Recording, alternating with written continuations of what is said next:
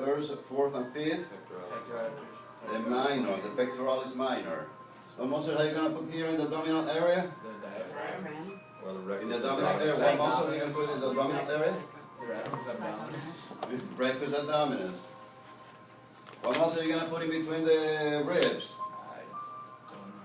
Can't remember what they're called. Let's say the tissue in between the cells, how do you call? Interstitial, or the fluid in between the cells, interstitial fluid. So it's not in between the cells, in between the ribs. It would be interosseous. It wouldn't be Interosseous, yeah. Interstitial muscles.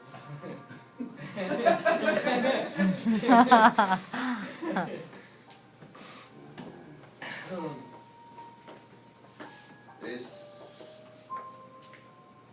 here it is, Daddy. Clavicle, what muscle are you going to put under? The Subclavius. subclavius.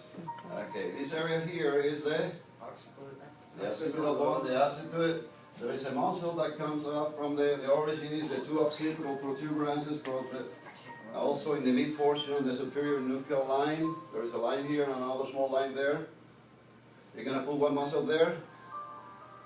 The most superficial one? Trapezius. The trapezius. So it's going to come, the origin is going to come from the two external protuberances, the mid portion of the superior nuchal line, and it's going to go attach also to, there is a ligament here. Ligamento nuchae. Ligamento nuchae. So it's going to attach here to the ligamento nuchae, and it's going to, those are the superior fibers of the trapezius, no? And they're going to attach where?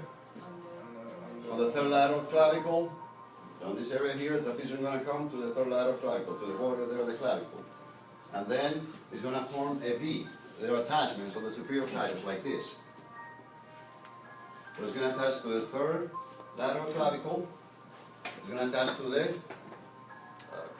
acromion, and it's going to attach to the spine of the scapula. Right there it forms a V. Those are the attachments of the insertions of the superior fibers of the trapezius, no?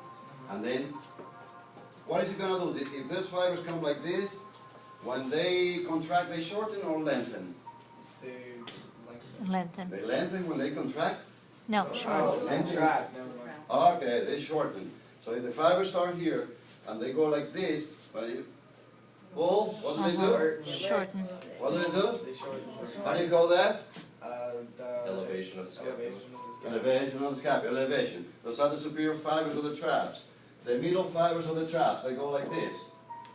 The spine of the scapula. If they originate here and they go here, when they contract, they shorten. What happens? So, protraction. Protraction when you retraction. Retraction. Retraction, Okay. and also if we get closer together to the midline. Close to the midline. Far away, abduction, and closer. Adduction of scapula. So these fibers here, they do elevation, these, they do retraction or adduction of scapula, and the other fibers that go up to T12 from the trapezius, they depress. What do they do then? Depression of the scapula. Depression of the scapula. So the origin of those fibers, superior fibers of the traps, they form a V here. There is another muscle that starts here, right there in those insertions. The deltoid muscle is going to originate there in the third lateral clavicle, in the lateral acromion, and also in the spine of the scapula. And it's going to insert where? The deltoid tuberosity. The deltoid tuberosity. So this area here, the anterior deltoid, it is divided in three. The anterior deltoid, we go from here to the, we do it the other way because somebody broke his arm. Go from here to the deltoid tuberosity. If these fibers, when they contract, they shorten or lengthen? They shorten. So if the origin is here, what does happen? What happens? What do those fibers do? Flexion. That's flexion. How about these fibers that go, the middle fibers, they go from here. What do they do when they contract? Abduction. Abduction. How about the posterior fibers? If they go from the spine of the scapula all the way to the deltoid tuberosity, when they contract, what happens? Extension. Extension, no? So this muscle is antagonist to itself, no? What are the muscles that go here that you're gonna put in this area here? They call the Christmas tree muscles. Rhomboids. The rhomboids. Rhomboid, Minor and major. minor on top and major at the bottom. What do they do?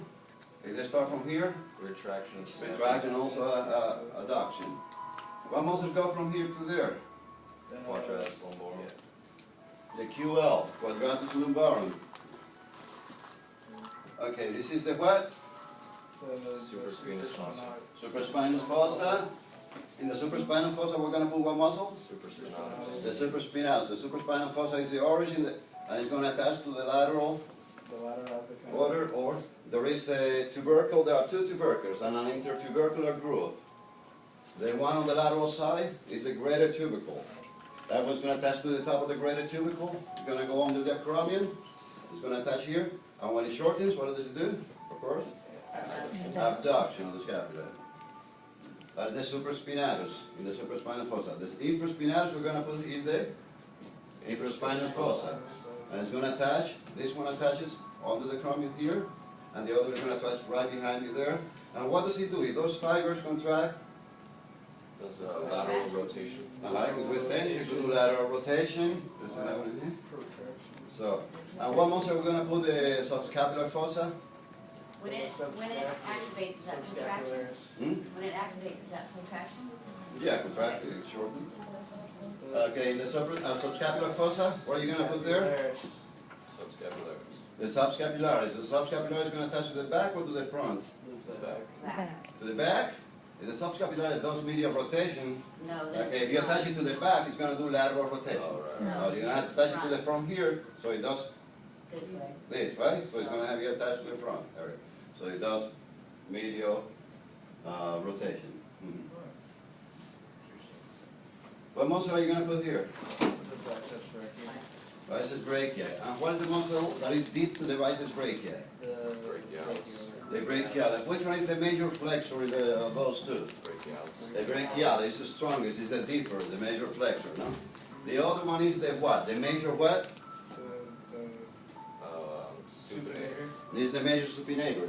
When you do this, when it's like this, flex, you get this. And when you do this is the muscle that's doing it. No? Really? It disappears. When you do this, supinated, that's the major supinator, the one on top. Major flexor is the other, brachialis. You do this, and it vanishes.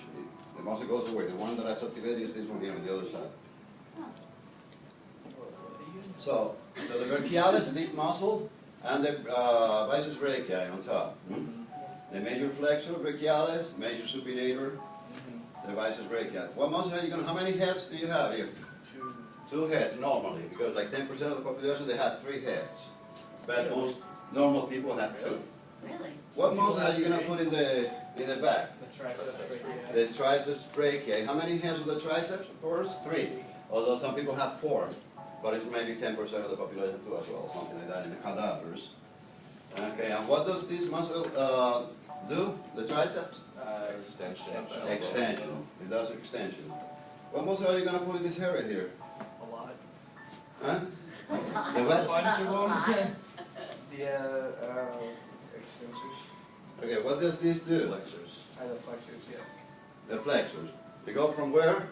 The common attachment? The medial epicondyle of the what? Of the femur? The humerus, no? And they go all the way to this area, so. Huh?